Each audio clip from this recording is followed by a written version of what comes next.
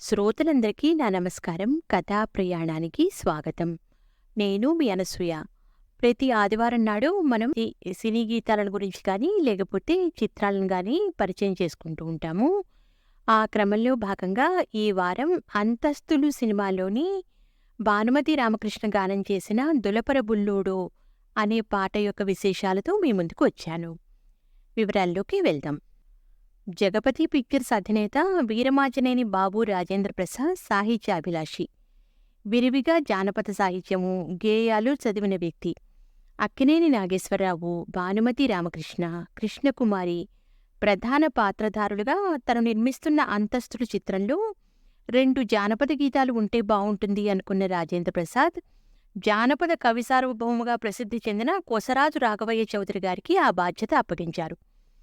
ఆ రెండింటిలో రేలంగి వెంకట్రామయ్య, తిక్కవరపు రమణారెడ్డిలపై చిత్రీకరించిన 'దేవుడు మనిషిగా పుట్టాలిరా, మనుషుల భరతం పట్టాలిరా' అని అవలీలగా రాసేశారు కొసరాజు. ఇక రెండో పాట భానుమతి గారు పాడగా ఆమె మీదే చిత్రీకరించవలసినది.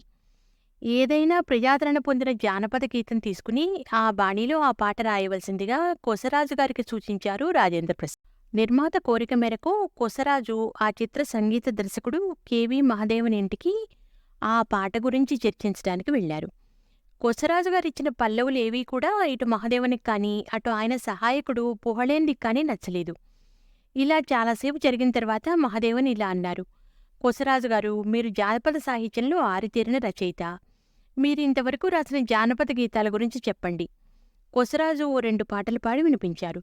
వాటిలో ఒకటి వెలుగునీడల చిత్రంలో ప్రజాదరణ పొందిన పాట 'సరిగంచు చీర కట్టి సరదాగా నాతో రావే వయ్యారి ముద్దుల గుమ్మ', 'సినిమాకు పోదము రావే అందాల రంగుల బొమ్మ', 'నిలపర బుల్లోడో నీ సోకు నీ ఠీకు'. మహాదేవునికి 'నిలపర బుల్లోడా' అన్న ప్రయోగం బాగా నచ్చింది. అలాంటి పదాలతో పల్లవి ప్రారంభించమన్నారు కొసరాజుని. ఆయన కలం ఇంక వేగం పుంజుకుంది. 'దులపర బుల్లోడా దుమ్ము దులపర బుల్లోడా' అన్న ప్రారంభ వాక్యాలకి మహాదేవుని ఇట్టే బాణీ కట్టేశారు. తర్వాత పదాలు అన్నారు. కవిరాజు నవ్వుతూ ఇలా అన్నారు: 'చిలిపి కళ్లతో షికార్లు కొట్టే మలపరాములను పిలకబట్టుకుని దులపర బుల్లోడా'. మద్రాసులోని మెజెస్టిక్ స్టూడియోలో పాట రికార్డింగ్ జరిగింది. తన బృందంతో పాటకి తగ్గ నేపథ్య సంగీతం సిద్ధం చేస్తున్నారు మహాదేవన్ గారు. భానుమతి గారు వచ్చి రాగానే పాట కాగితపడికి తీసుకుని బాణీ విన్నారు. తర్వాత ఆమె నేరుగా మైకు వద్దకు వెళ్లారు. శబ్దగ్రాహకులు శివరాం ఒకసారి రిహార్సల్ చేస్తే బావుంటుంది అన్నారు. భానుమతి గారు 'దులపర బుల్లోడో దుమ్ము దులపర బుల్లోడా' పాట సాఫీగా పాడారు. కొసరాజు గారికి నచ్చలేదు. మహదేవన్ గారితో 'దుమ్ము' అన్న పదం దగ్గర ఒత్తి పలికి పాడితే పాట మరింత రాణిస్తుంది అన్నారు. మీరు వెళ్ళి ఆవిడతో చెప్పండి అన్నారు మహదేవన్. కొసరాజు అక్కడే ఉన్న దర్శకుడు వి. మధుసూదన్ రావు వైపు చూశారు. మధుసూదన్ రావు గారు అదే సమాధానం చెప్పారు. కొసరాజు గారికి అర్థమైంది వారి భయమేమిటో.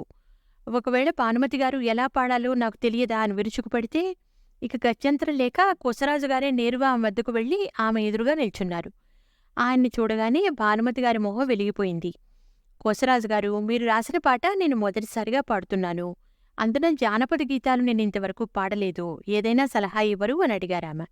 ఆమె మాటలతో కొసరాజు హాయిగా ఊపిరి పీల్చుకుని, మీరు పాడే విధానం సరిగ్గా ఉంది.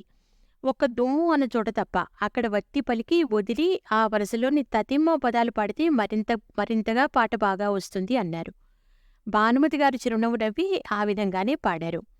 ఈ పాట చిత్రీకరించబడిన సన్నివేశం ఏమిటంటే, చిట్టి పాత్రధారి రేలంగి డోలకు వాయిస్తూ పొట్టి రమణారెడ్డితో తబలాతో వెంటరాగా వీధి గాయకురాలు రాణి అనగా భానుమతి ఆడపిల్లల వెంటపడుతున్న అల్లరి మూకను ఉద్దేశించి పాడిన పాట.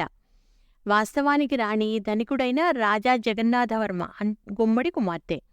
ఆమె అతను ప్రేమించి విడిచిపెట్టిన ఒక పేదరాలికి జన్మించింది.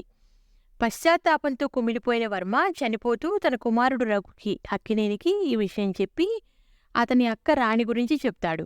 ఆమె కోసం వెతుకుతున్న రఘు 'దులపర బుల్లోడా హోయ్ హోయ్ దులపర బుల్లోడా' అంటూ వీధిలో పాట పాడుతున్న రాణిని చూస్తాడు. భానుమతితో మరో గీతం చిత్రీకరణకు ముందు రాత్రి సారథి స్టూడియోస్లోని గెస్ట్ హౌస్లో ఓ చుంచు ఆమె పాదాన్ని కొరికింది.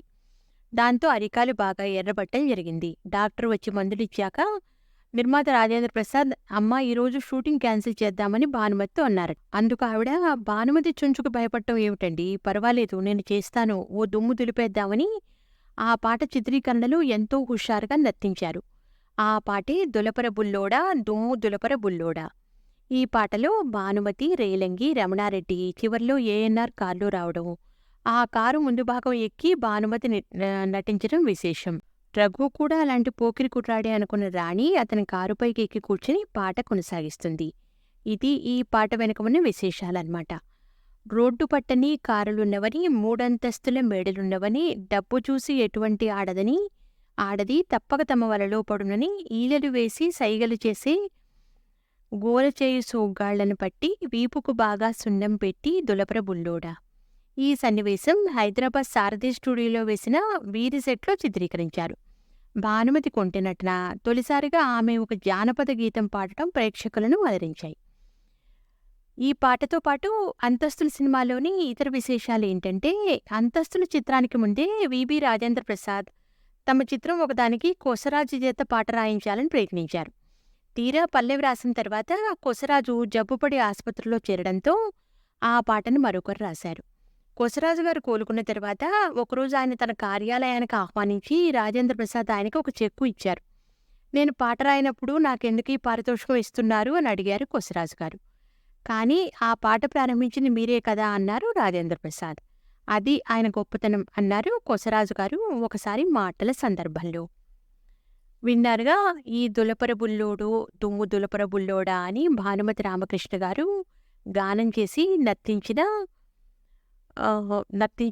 సినీ గీతాన్ని, దానిపైన ఒక విశేషాలను ఈ పాట 'అంతస్తులు' సినిమాలోదని చెప్పుకున్నాం కదా. వచ్చే వారం ఇటువంటిదే మరో చిత్రమో లేదో సినీ గీతం యొక్క విశేషాలతో మీ ముందుంటాను. అంతవరకు సెలవు, నమస్కారం, ఉంటాను.